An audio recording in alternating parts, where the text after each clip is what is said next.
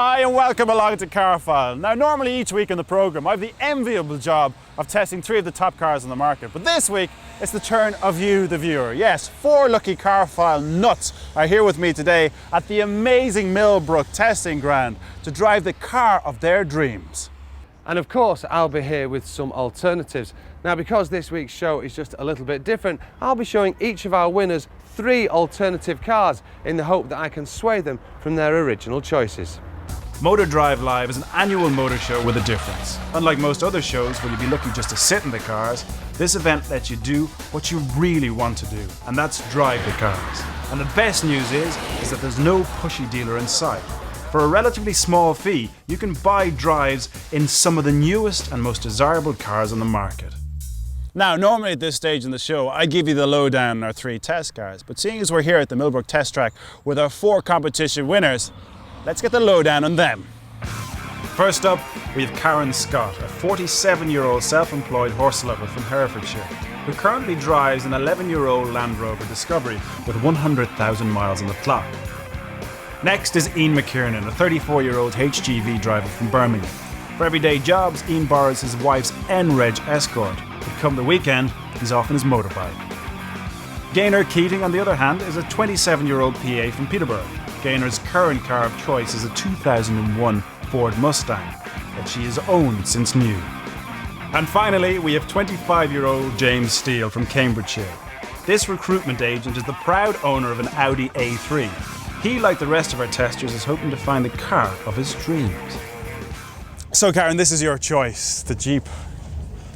Why? Why the Jeep? It's an unusual choice when you've got so many other different machines that you could drive today that are a lot of fun and big and powerful. It's about in the same price range as a Discovery, which I've got, and I'd like to see how it compares. You've been driving the Discovery for a while, have you? About 4 years. Which, it's a Discovery... It's a diesel. Right. And what do you use the Discovery for? Towing horses. Ah, well that would give the game away, really. How important is drivability, as in how the car handles? Very. Do you like throwing it around?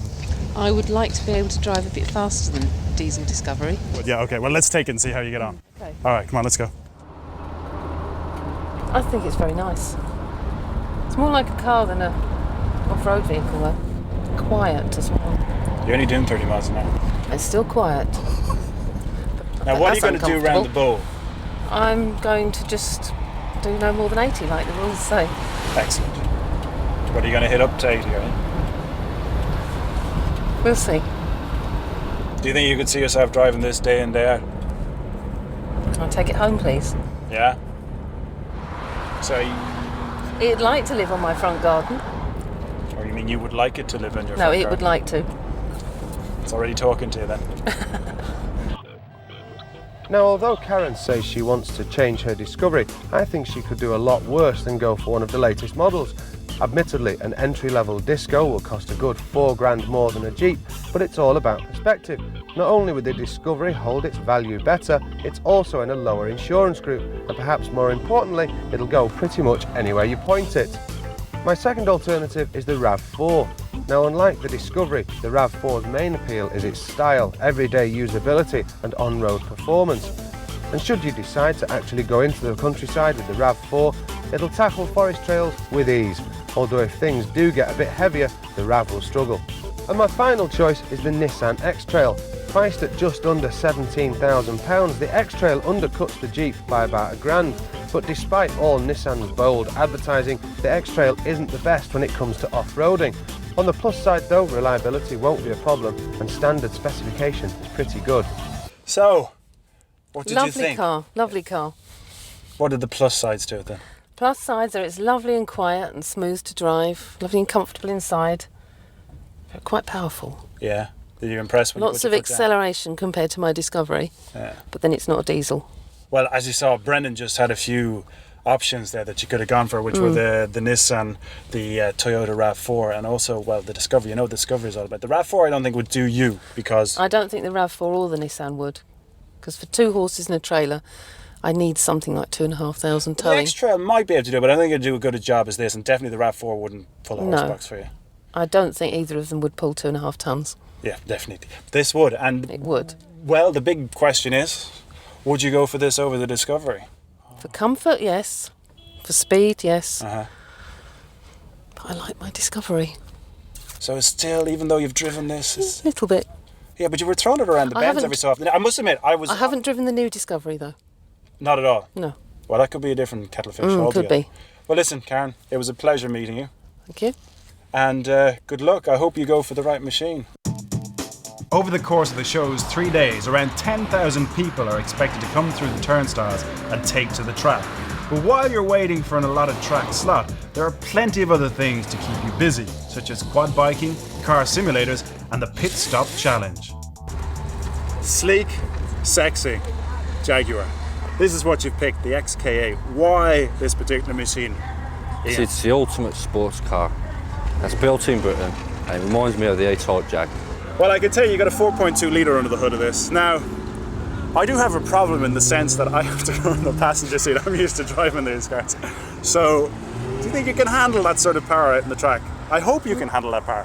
Well, I'll have a go. If we die together, don't worry about it. I'll come back and haunt you, boy. Right then. Well, I mean, enough talking, I think. What do you think? Let's get in there. Let the Birmingham man get into the car. Go on then. Go on. Come on, let's go. Go on. There's a nice bit of acceleration. 4.2 litres at your foot there, my man. You can feel that power when you put the foot down, can't you? It'd be nice if it was supercharged, though, wouldn't it? Never happy, are you? It hugs well on the chairs. Hugs your body. You like him, yeah? Oh yeah. It's just a shame they didn't have a bit more leg room for a person over 6 foot. You've been very quiet now. Why are you being so quiet about it? Well, it has to be better than driving the truck. Oh, anything's better than driving a truck, isn't it? At the end of the day, I mean, it's more comfortable. It gives you more prestige in life. If you pull up outside a place in this, people are gonna think you're something. I pull up outside in my truck, and I go, "Here's a bloke with a truck." You pull up outside with a Jaguar, and they go, "There's a bloke who's done something." Now, Ian obviously appreciates real drivers' cars, and that's why I've picked the BMW M3. Okay, so it's not quite as sexy to look at as the Jag, but when it comes to performance and price, you can't beat it. 0 to 60 in 5 seconds and 40 grand. What more do I need to say? My next choice is an all-time classic, the Porsche 911. Now, if it's admiring looks you're after, then the 911 is the car for you. Okay, so it's a little more expensive to buy than the Jag, but it more than makes up for it with its performance and handling. My final alternative is the all-new Mercedes CLK. With curvy, sexy styling, the new car is a vast improvement over its bland predecessor, and unlike the old model, it drives really well. And should you still be tempted by the XK, it's worth noting that a base model will only cost you 27 grand. You told me earlier on you drove trucks, Yeah. test trucks as well. Yeah. How do they rate? Trucks to the cars. It's no real comparison, is it? There's no comparison. No. What did you think of the XK8? It's a lovely car, but it's not for me. Why? I mean, There's no leg room, no headroom. Unless it was a convertible like this one here. but you gave it 10 out of 10 there, is that? I'll give it 10 out of 10 for performance, style and comfort for a short person. But for, Fair enough. Only short people should drive Jags, XK8s. well, most people are short and fat who drive them anyway. I'm saying absolutely nothing. It's an expensive car. Would it be the type of car you would buy for yourself, though? If you could afford it. If I had the money to buy one, I would buy one, just for pleasure, just to give it a boot every now and again.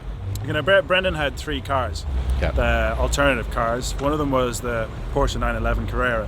How would you rate that against the Jag? I'd race it better than the Jag. So you prefer it Oh, it's a proper car. That's a driver's car. compared to the Jag? Yeah, the Jag's a poser's car. Okay. The Mercedes CLK? I don't like them. Out the window straight away. That's straight out the window. Throw them out the Just window. throw them out the window. And the BMW 3 Series? Oh, they're nice. Ooh, one over straight away. Yeah. Okay, well listen, thank you very much for today. I'm glad you enjoyed the old drive of the Jag. I tell you, I don't know whether I did or not, but it was interesting. Is it? Have a safe trip See you back to later. Birmingham. Well, you'll have to come on the back of my bike. The Millbrook Test Track is quite incredible. Built on 700 acres of land, it caters for nearly every aspect of testing. Our 4 lucky viewers will get a chance to take their dream cars out on the hill route and the high-speed bowl. Well, unfortunately, that's it for part 1 of Carfile, but make sure you join me after the break when James and Gainor will be getting into their preferred cars and taking them out on the track, and who knows, they might even let me out in some sort of a car. Make sure you join us in a few minutes.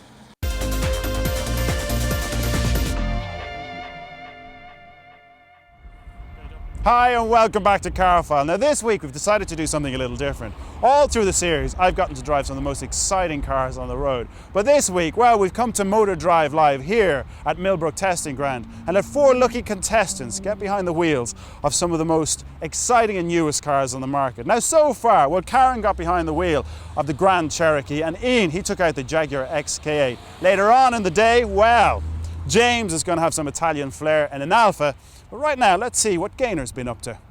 Right then, first up it's Gainor, and she's picked this little machine. It reminds me of the Lotus trying to get into it. There's such a big... Hello. Hi. How are you? Good, thank you. So why the Vauxhall VX 220? I've seen it around. I go to the British Touring Car Championship races quite often, and it's on static display there all the time. So, I mean, I drive a sports car myself. So The Mustang? yes. Okay. So just a chance to drive a small, sporty, compact car is, why not? Do you think it'll impress you? Definitely.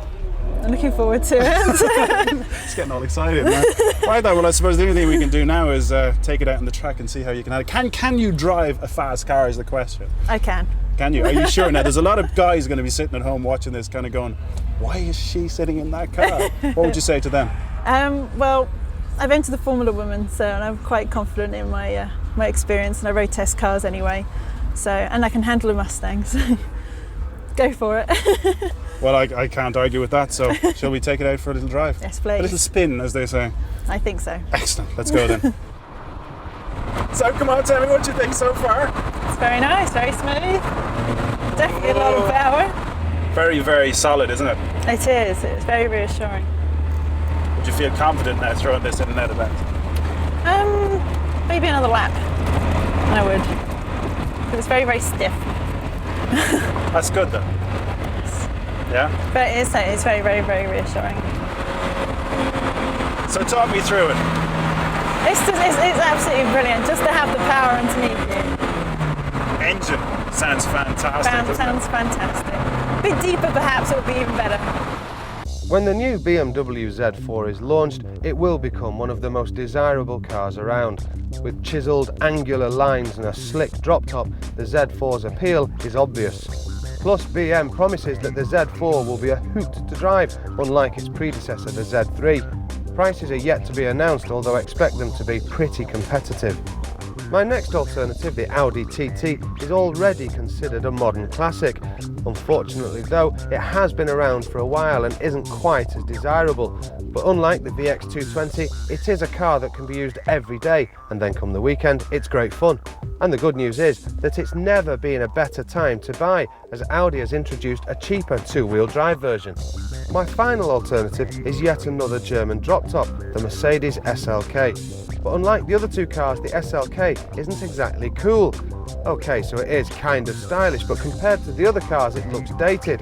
Plus, if you want an SLK with performance to match the VX220, you'll have to fork out an extra £20,000 for the AMG version. I'm not talking to you again. You scared the living out of me out there, I can say. I proved you wrong, and that was my point. You proved me wrong in what respect? Saying that women can't drive. I thought you said you'd kill me. No, Well. that's true, okay. Vauxhall, what do you think? Absolutely Nice little machine. Fantastic, brilliant experience. The true sports car. Brilliant. That sounds like an ad. Sorry. You really liked it though, didn't you? I did. It was, like you say, it was smiles all round. Okay. Dangerous. Safe. Dangerous, safe. Okay? Fun. Mind you, when you're driving, Fun. it's both dangerous, everything. No. What fun. is this with keeping one hand down here? I noticed it was near me, but It was your knee. well, when you're doing 120 miles an hour, I was more worried about other things in the car, I can tell you. It's comfortable. I like it. No, Yeah, it's that's fun. what they all say. We had the alternatives from Brendan there. We had the SLK. Would you buy the SLK or this Vauxhall? Tempted by the SLK, comfort, but not the true sports car. Okay. What else do we have? The Z4 BMW. No. Oh. No, go for the Vauxhall. Vauxhall's a winner. Yep, And finally, the Audi TT. definitely the Vauxhall. Oh, so the Vauxhall looks like you would be buying a Vauxhall then. Possibly.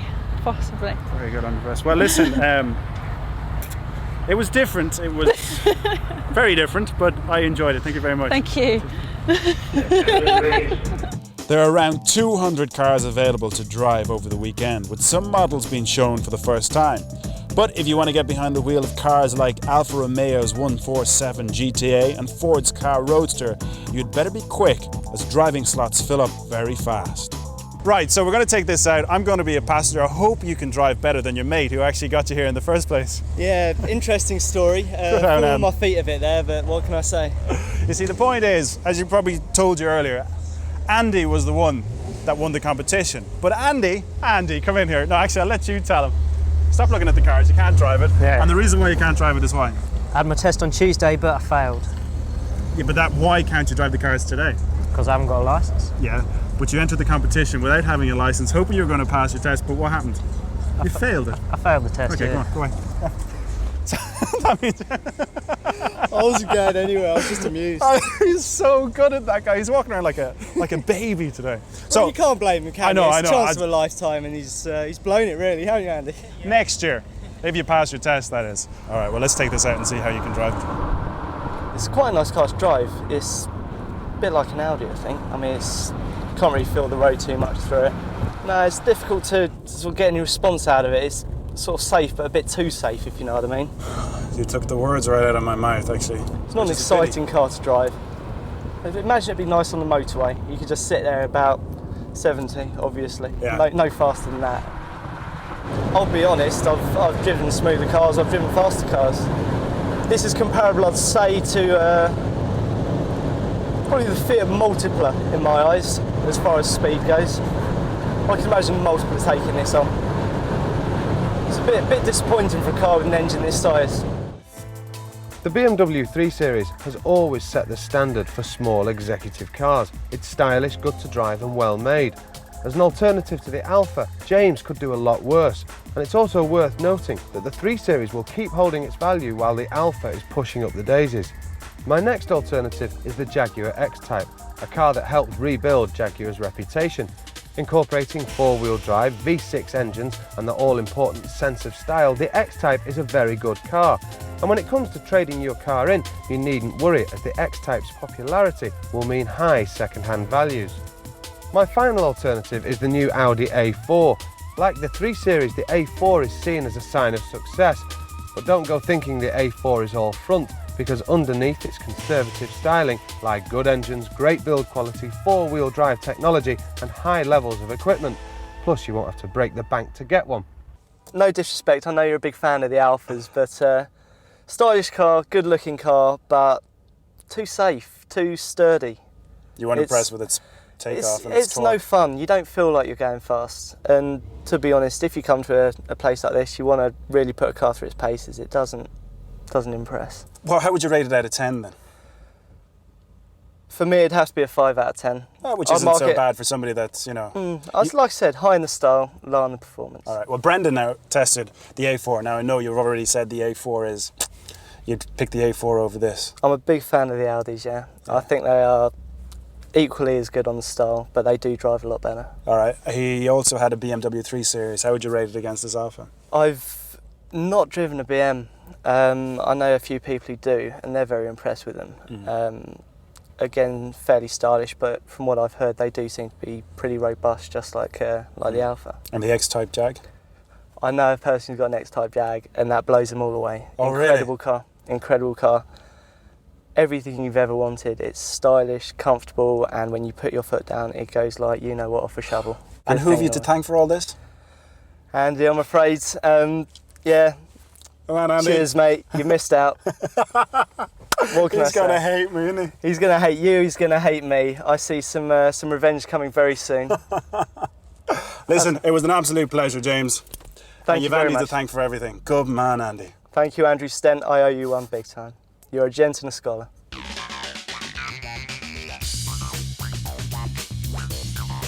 You know, during the series of Car File, I have gotten to drive some fabulous cars.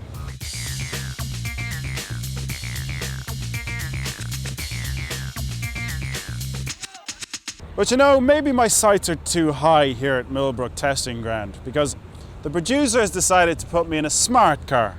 This is the brand new smart car Roadster.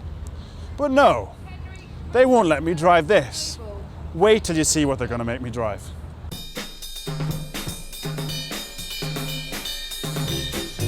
We're heading out into the bowl. Let's see, can this little baby do its 85 miles per hour? Oh, I see loads of cars flying by very quickly. Something tells me I'm not going to keep up with them. Oh, look at this track, absolutely fantastic. Here we go, woo! And let's see what this car is capable of doing. I'm on 65 miles per hour. Let's move out into the faster lane. He's in the faster lane. He's got to move to the next lane because it's 60 miles an hour plus. He's up to 70 miles per hour. Oh, would you look at this? This passion. It is called a passion. Oh, she's changed gear by herself. She's up to 80 miles an hour. It's beyond 80 miles an hour. We are now in the no zone. There's absolutely nothing. The needle is flat against it. It's flat against the far end, top end of the speedometer. What fantastic speed, and, well, that's it.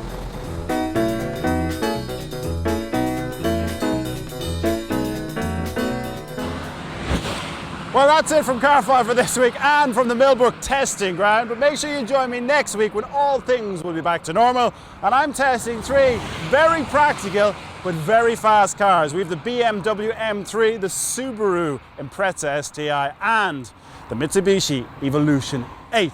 It's going to be a lot of fun. We'll see you then. Good luck.